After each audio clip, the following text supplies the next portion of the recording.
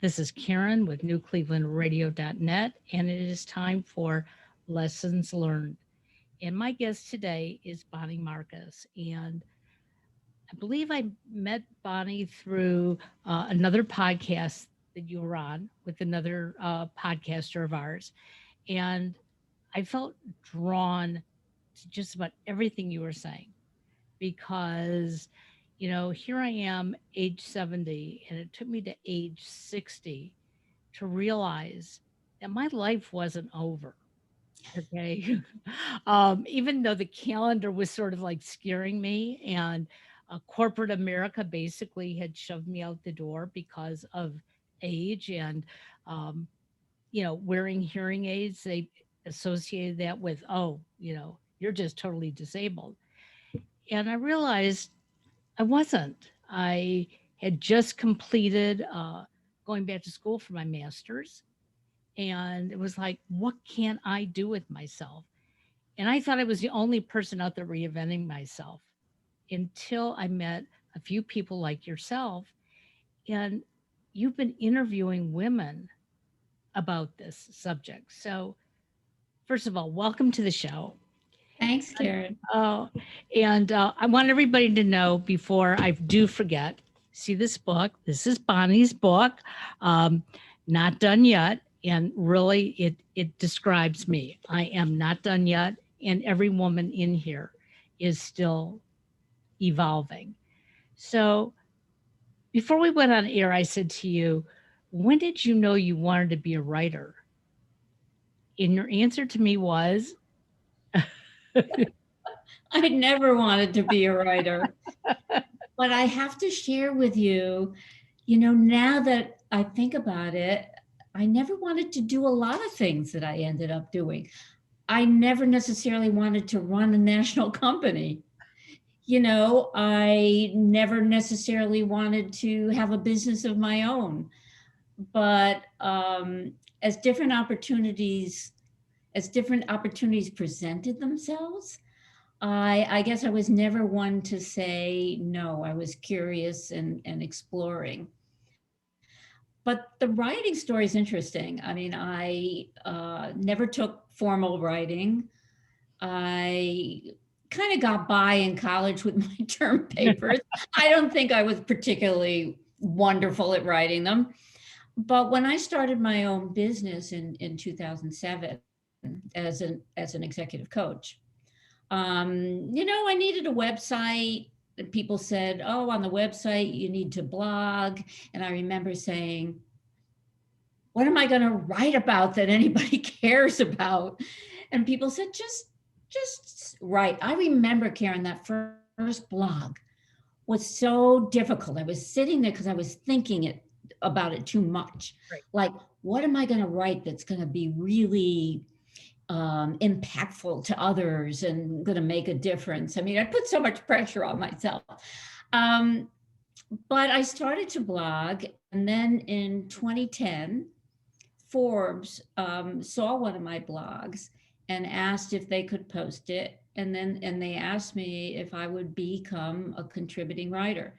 So I have written for Forbes since 2011. But like a lot of things that I've done, including business, I kind Right. of learned as I was going along.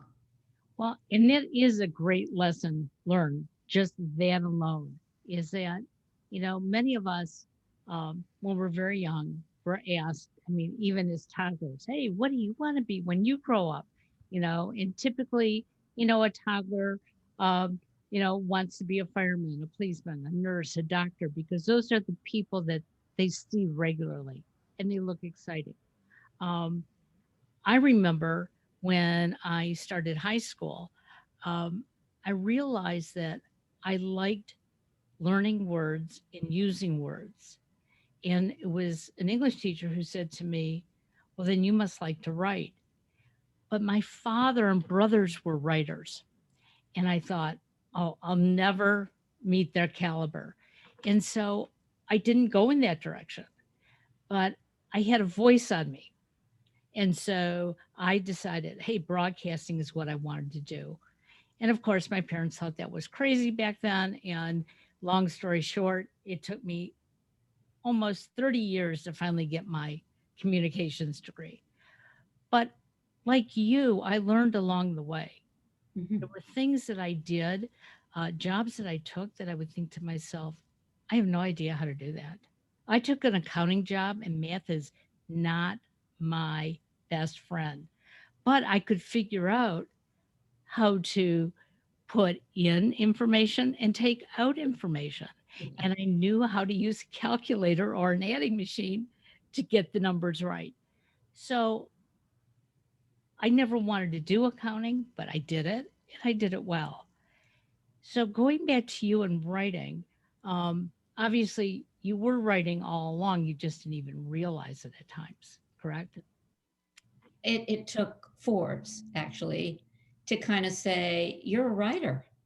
You want to join our team?" I was like, "Oh, okay." That was my first kind of recognition that what I was writing um, was pretty valuable. Absolutely. Again, for women especially. Yeah, for professional women. So, and I like when I look at some of the stories that are in your book, and I have to admit to our listeners, I have not read it. I've read bits and pieces of it, and I've listened obviously to your podcast. So I sort of have an idea what's behind all this. But even when you talk about professional women, um, some of them are very high powered. Some are people that we probably would see on the street and wouldn't even recognize necessarily as that important professional person. So, Mhm. how did you find all these women? Well, it's interesting. So let me go back to when I wrote my first book, The Okay. Politics of Promotion. I reached out to different LinkedIn groups. I reached out through my newsletter and I said, "Are there any women out there, who would like to share their stories about dealing with office politics?" And it opened up a huge can of worms. I'm sure. There were so many women who wanted to share their stories, a lot of them anonymously, but I didn't care, and I put them in my book. And it certainly taught me a lot that I didn't really understand about how women were dealing with it and how difficult it was. I mean, I had my own story from my own career. Um, so this time around, when I wanted to write a book about the women over 50, I put the same outreach. Anybody want to share their stories? It could be anonymous, about gendered ageism, about your experience in the Right. workplace and dealing with it, about your own feelings about aging. And there was silence. Unbelievable. There were a few women who said yes, and a lot of them, are anonymous in the book. There are a couple of women that I've featured who, like Lois Franklin, who's a well-known author and executive coach. She claimed her spot. She was happy to talk about her experience. But it just reinforced to me, Karen, that we have so much shame around our age, and we don't, even anonymously, we don't want to come forward and talk about our age and how we feel about it and some of our experiences. So that was just at the beginning of this book. It was such a eye opener about the difference between what women were comfortable talking about and what they weren't.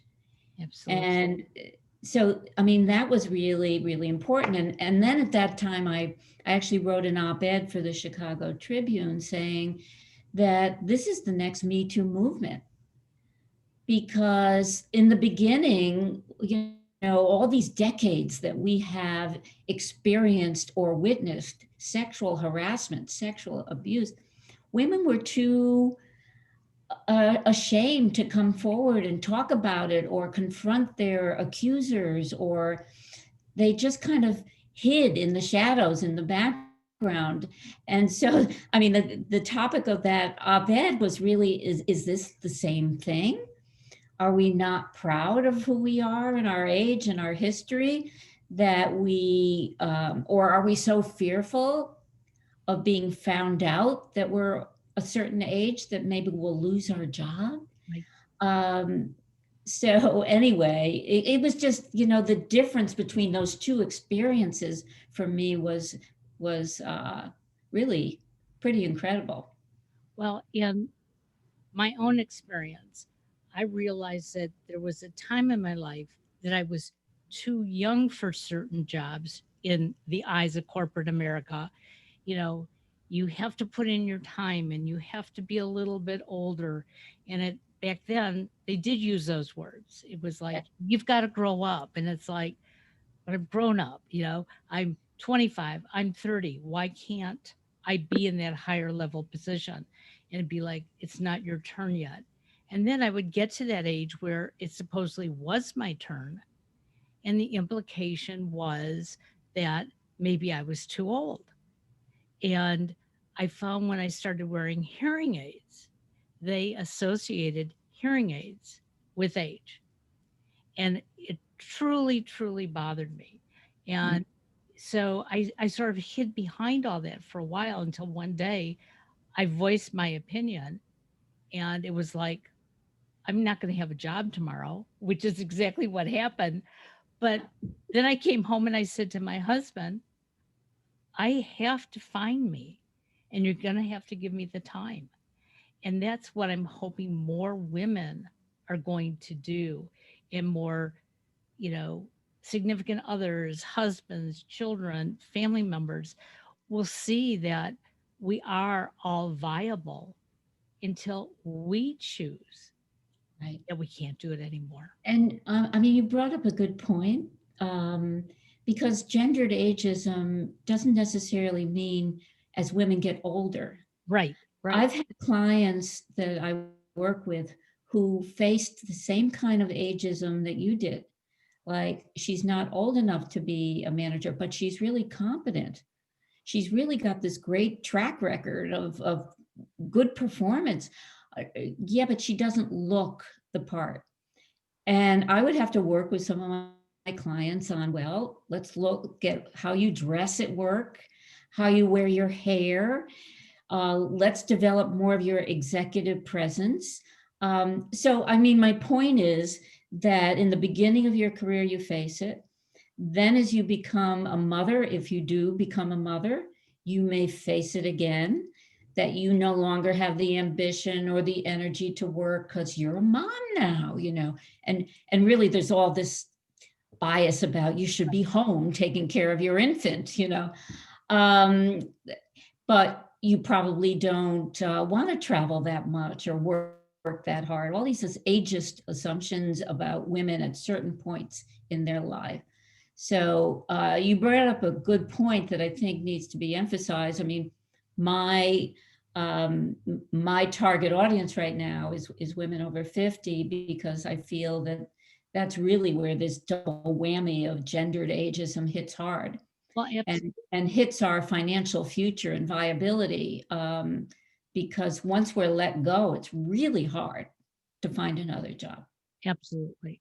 I love it. Somebody told me, I think it was about this time last year when I was trying to decide, do I really want to grow the podcasting? Do I want to keep it where it is and go out and get a job? And two friends said to me, oh, they're hiring at Kohl's. And I looked at them and I said, well, that's nice. That's not what I'm looking for. I want to use my experience. I want to use my education. And truthfully, if I go work at Kohl's, I'm going to spend that money before I'm going to make it. So I know myself. But I thought that's what you're looking at. You're looking at me saying, well, you've already done all these other things. This is just something to keep you busy. And it was like, no, if I'm going to go work, it's going to be more than busy. It's going to be something that, Something fulfilling, yeah, that at the end, something where you can add value. exactly. Um, so the people that you have are communicating with this 50 and up, um, and I've noticed, especially on your podcast, and I hate when people say this, but I'm going to say it anyways. Most of them don't look like they're 50 and up. Okay. Um, and that's a great thing. But at the other side of the coin is, what are we supposed to be looking like? You know? So as a professional coach, if somebody were to come to you, um, in their 50s or 60s and they're trying to get back in the corporate world, are you trying to help them look younger, look their age, look older, or So, yeah, I mean, that's really an interesting topic. And by the way, we could go down a big, deep rabbit hole here. okay. Um, there's no doubt that our society worships youth and beauty. And as we women show visible signs of aging, we are viewed as less competent. We don't have the energy, we don't have the stamina to do our jobs. And research shows that it doesn't affect men as early as it does women. And that's because of the emphasis on youth and beauty. So, what we really need to do is focus on more of an internal makeover. In the book, what I talk about is, if you want to do Botox and have eye lift surgery or do whatever, I mean, there's no judgment. You can do that if you feel. And some of the women I interviewed have felt tremendous pressure to look younger, in their jobs, to be able to keep their jobs. And so I'm like, there's certainly no judgment here, but my focus is what you need to do internally to stay marketable and to stay in the game. And that doesn't necessarily mean looking younger. There is a chapter in my book about dressing apart, where you obviously you can't wear frumpy. You should pay attention to your hair and makeup. I mean, those kinds of things. But that's all about how you position yourself as somebody who is not only competent but confident. Because I don't know about you, but if I'm having a bad hair day, I don't feel as good as when I'm having a good hair day. Exactly. Exactly. And now in this day and age when we're looking at ourselves in Zoom all the time, it's just like, yikes. We tend to be self-critical. So in the book, I really focus on what women need to do to stay in the game. And the whole idea of whether or not you want to do something invasive to look younger, you know, but you can't rely on just that. Well, absolutely. So you need to come forward with your talent and your skills and your history and own all of that. It's not just about, having an eye lift. Well, and it all stems from the inside out. Because if you're not feeling good about yourself, you're hurting inside. Okay.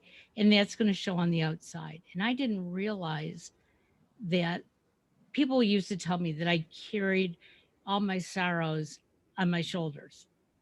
And I did. Now that I look back, I did.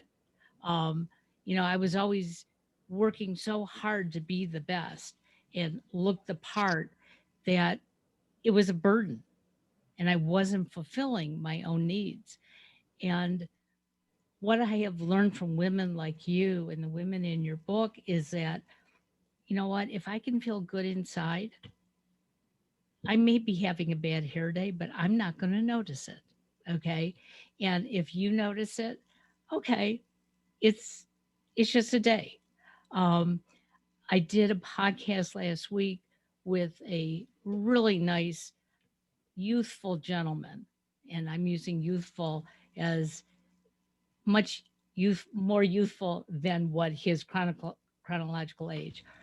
And he said to me, "I've never seen you without makeup before. You look terrific."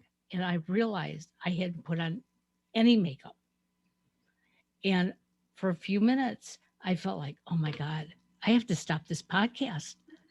Now he's told everybody. But then I thought about it and it was like, wait a second. I've looked in the mirror today. I've been on two other podcasts staring at myself. So guess what? This is who I am. And so I thanked him after we got offline and I said, I really needed that because, again, being a teenager, I learned that you're supposed to wear makeup and I haven't stopped wearing it. And it's like, but you don't have to do anything that doesn't make you feel good. Well, there's one interview that I did in the book with Lois Franklin, who, by the way, if your listeners don't know, she wrote Nice Girls Don't Get the Corner Office. She's written several books, and she's well known around the world as an executive coach. And she's in her 60s. Um, and a while back, she had chemotherapy. And after that, her hair came in totally white. She said, not gray, white. But she felt authentic. She felt healthy again, and she kind of liked it.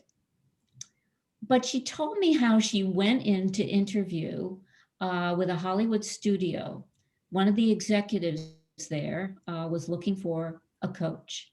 And she went in for the interview and she thought that the interview went really well. I mean, she really thought she was going to be hired for this gig. And she found out afterwards that she didn't get it. So she called and she said, I'm really always open to learning. Did I do something Mhm. uh, that disqualified me? Did I, you know, can you tell me what happened? And the feedback she got was, Lois, ours is a youth culture.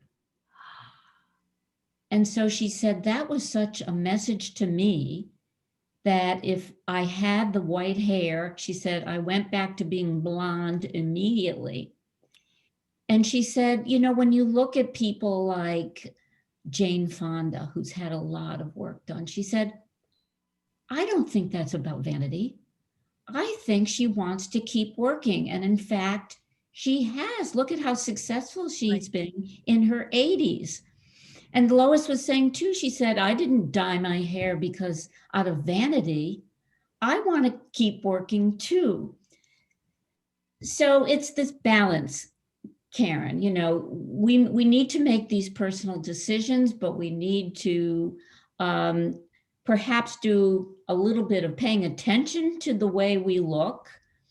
And I'm not saying we need to do anything invasive. We need to pay attention to that, and we need to do some of the things that we know we need to do to get promoted, to get a raise, to stay in the game. Um, so there are some really practical tips in the book on how to do that. But the last section of the book is, be your badass self. And in that section, it's really about what we need to do to stay connected to who we are. Like you were saying, because if we start to feel that we've compromised ourselves, that we're pulling back, that we're not really being our authentic selves, um, then everybody loses because our company, our family, our society loses because they don't have the benefit of our wisdom, and we lose as well. Well, I have to share that I've been working with a life coach now for about 2 years. She also does a podcast with us. And it is so enlightening because I can throw away all the therapy I ever had in my life um, because I'm finding me. And, she'll say to me, so when you did that, how did it feel? Usually in a therapy session, I would say, well, I don't know how it made me feel. But she'll keep asking in such a way that I now understand. Yeah, my fingertips were really hurting, you know, and then I have to stop and think about what else happened. Um, and that's why lessons learned is so important, because we're taught so many things in our life. As you know, babies were taught how to talk. Um, I mentioned yesterday, when I was out of the house working, there's all these adults with masks on, and there's this baby in a stroller, and the baby's looking all around at all of us, and we have a mask on. And I thought, how is this child going to be in a year or two from now when we don't wear masks anymore? They don't really understand facial expressions except from their parents. Yeah, they don't see a lot of smiles. That's right. And so, you know, then I started thinking about, well, when I was growing up, my parents, helped me learn how to walk. Some parents, put bumper guards on everything. I know my parents didn't, because there's a picture of me with a big gash on my forehead. Um, but we're all taught things differently, and it's how we then take that information and grow with it. So, Yeah. you, yeah, Or sometimes we take that information and we don't realize, Karen, how it holds us back. ab- So there are plenty of sexist, ageist stereotypes and assumptions out there in society. Some of them we readily recognize, some of them we don't. Like somebody says, "Oh, you look so young for your age." Oh, I love hearing that, but yeah, that's kind of ageist. yeah, What am I supposed to look like? Um, so it's when we internalize them, we believe them, that they unconsciously hold us back from stepping into that authentic self and being who we really are at this point in our lives. And that we can control. We can't control society's bias. We can control how much of it we're going to take in and believe. and again, you brought it up before. There's nothing wrong with wearing the makeup, coloring your hair, having Botox, whatever, if it fits you. Um, I'll never forget my two cousins, um, that were close to my mother's age, were having, they both went in for facelifts on the same day. They were sister in laws. And afterwards, my mother said to them, "Why would you do that to yourself?" Because my mother had beautiful skin. My mother, just like you were talking about, people would say to her, "You're how old? No, you can't be that old." She looked like she was possibly 20 years younger than what her age was. Um, but I said to my mother, don't criticize them for doing what they're doing. They feel they need to do this. And she and I had this long talk, and she said, "So someday, are you going to go under the knife?" And I said, "I don't know." At the time, it sounded like, hey, I may have to. At this point in my life, no, that's not for me. But I don't judge other people for doing it. And Right. but do it if it makes you feel good, and if you can relate to the changes that you're making. But you brought up a really good point a few minutes ago. Like, what are we supposed to look like? So, and I talk about this in my book. You know, when we look at female celebrities as our role models, right, at whatever age, um, they've had work done. I mean, I was recently writing an article on, do I need Botox to save my job? Um, and I was trying to think of women over 50, 60, 70, who I could say with some confidence didn't have work done. And then I had to flip the article around to take it from the other perspective, because so when we have those role models and then we look at ourselves in the zoom lens, Right. you Yeah. know, who are we supposed to look like? What is appropriate at our age? And that just skews the whole thing, because we don't have appropriate. role models. Well, we have to be our own role model, you know, and I know that's a difficult thing. Like I said in the beginning, it took me to age 60 to finally look in the mirror and say, hey, this is me. This is okay. This is who I am. This is what I can do. And I'm going to do it. And, you know, we all measure success differently. Um, I write a blog every day. I have no desire to write a book. Um, but you've written books and you write blogs and, you know, you do podcasts. You do what is comfortable for you and what makes you feel good at the end of the day. And, you know, what a lesson. So if I you, mean, what makes me feel good at the end of the day is when somebody comes up out of cyberspace and they read my newsletter, or maybe they read my book and they said this was a life changer, or I got so many practical tips on how to do XYZ, and this has really made a difference. Uh, that is really just such validation, for what I'm doing. I mean, nothing is in person anymore.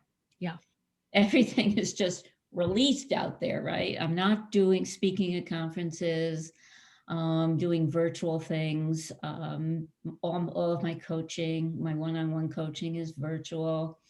And it's just every so often when somebody breaks through, like last week, one of the women on my newsletter said, I love this new book that you're that you're just releasing, that you have so much energy around this topic. And she said, I just think you were born to write this book.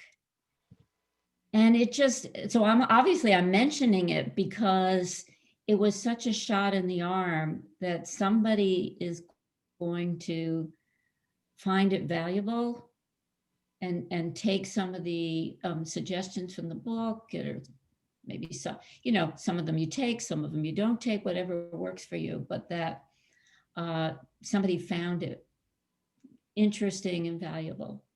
and, you know, and that's a great point. They're going to take the points that are meaningful to them. Okay. Because not everybody is going to find meaning in every story and in every way of doing things. Um, you know, I used to be like my mother, and God love her, may she rest in peace. But my mother always had answers for everybody. You know, if if you had a headache, you know, she always knew why you had a headache and what you should do to get rid of it, even though, you know, most of the time she was wrong. But I took after her for a long time. You know, I mothered everybody. Somebody came to me, said something, and, you know, I pulled a rabbit out of the hat and said, yeah, this is what you should do. But now I'm a listener and I evaluate. I don't judge. But if you were to tell me that one of the things that really made you the happiest in life was to stand on your head every day, you know, I might say, well, that's great for Bonnie. She can do that, but it's not great for me. So I'm going to keep looking to find that other message that says, you know, this works for me. Hey, let me try that. It's like going on a diet. Not every diet's going to work, but when you find the right one, guess what? You're comfortable with it. So, um, There are definitely some things in the book that may be uncomfortable.